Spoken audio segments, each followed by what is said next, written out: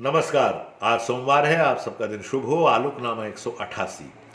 आलोकनामा 188 का आज का विषय प्रवर्तन है आदरणीय श्री देवेंद्र राज अंकुर जी, जिन्हें हम अंकुर जी के नाम से जानते हैं।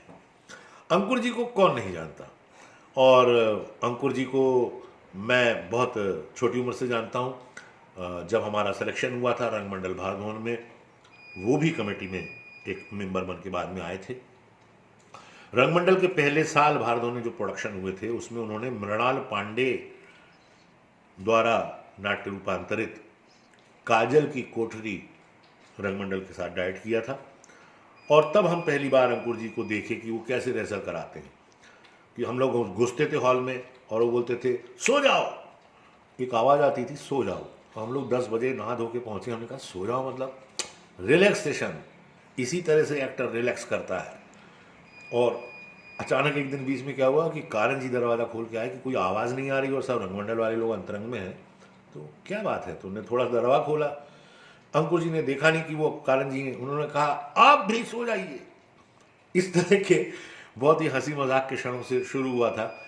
बाद में मैंने देखा उनके द्वारा निर्देशित महाभोज महाभोज का नाट्य रूपांतरण हुआ है और उसको अलग अलग तरीकों से लोगों ने खेला है। लेकिन महाभोज को कहानी मंचन की शैली, बल्कि उपन्यास मंचन की शैली में कैसे किया जाए, श्रीराम सेंटर के ऊपर वाले ऑडिटोरियम में मैंने वो देखा था। और रंगमंडल के नियमित साथी गाइड थे अंकुर जी शुरू से। अंकुर जी का नाम लिया जाता है कहानियों के रंगमंच की वजह से, और अंकुर जी का साहित्यिक बैकग्राउंड जितना स्ट्रांग है उतना ही उनका जीके वाला, जनरल नॉलेज वाला भी स्ट्रांग है। अगर आप उनसे संभव, जो उनका ग्रुप है, अगर आप उनके किसी पुराने नाटक के बारे में पूछेंगे, अनारो, तो बताना शुरू कर देंगे कि पहला शो कब हुआ था, किस तारीख को, कहाँ पर हुआ था, कौन सा ऑडिटोरियम में हुआ था, उसमें कास्ट कौन सी थी।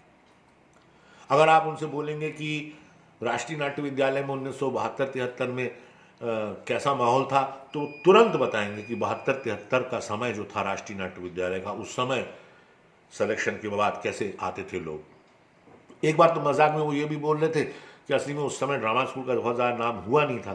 तो पता चला कि एक बैच में 6 ही लोग आए और उस 6 लोगों में से भी एक कोर्स छोड़ के चला गया, तो बचे 5, और 5 में से फिर 2 डायरेक्टर बन गए, 3 एक्टर बन गए।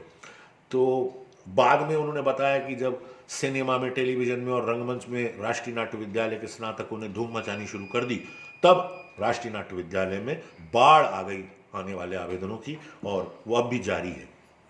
अंकुर जी अपने आप में एक किताब है, अंकुर जी अपने आप में एक रंग इतिहास है। वो बहुत अच्छे लेखक भी हैं।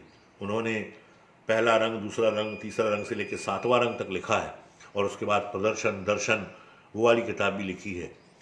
बहुत ही व्यवहारिक, बहुत ही सरल। अब बात करूं उनके कहानी रंगमंच की। कहानी रंगमंच में सबसे ज़्यादा खासियत यह है कि एक डायरेक्टर जो असलहे इस्तेमाल करता है, अंकुर जी उन असलहों को पहले ही छोड़ देते हैं।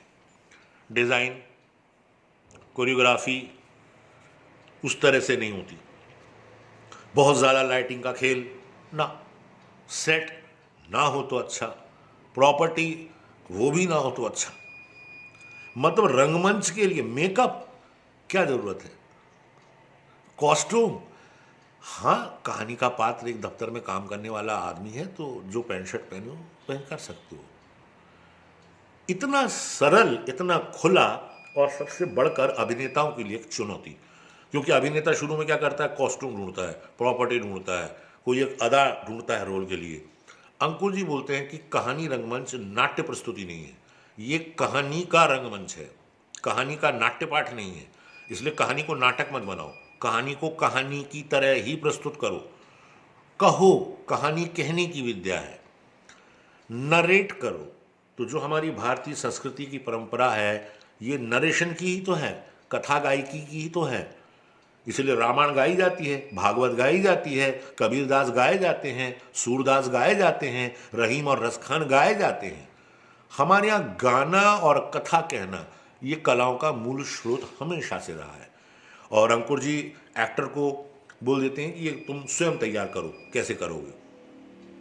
अब पता चला कि अगले दिन उन्होंने देखा और बोला कि ये तुमने बहुत अच्छा किया है, लेकिन अब इसको पूरा बदल दो और मुझे दूसरा रूप दिखाओ। फिर 3 दिन बाद वो देखते हैं, फिर वो बोलते हैं कि अरे क्या कर रहे हो, इतना अच्छा कर रहे हो, लेकिन मुझे इसका एक और वर्षन दिखाओ तो बहुत अच्छा होगा। और अंततः 5वें पार्ट तक आते आते उसमें अगर 70% अभिनेता लोग सोच रहे होते हैं, तो वो सोच भी कहीं ना कहीं अंकुर जी ने ही गाइड की होती है।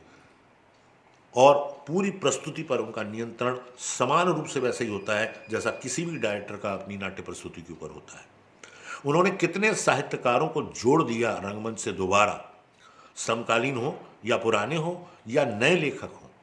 उन्होंने कितनी कहानियां कर डाली, कितने लेखकों की कृतियों को मंच पर देखने का सुख अंकुर जी के कहानी के रंगमंच से मिला।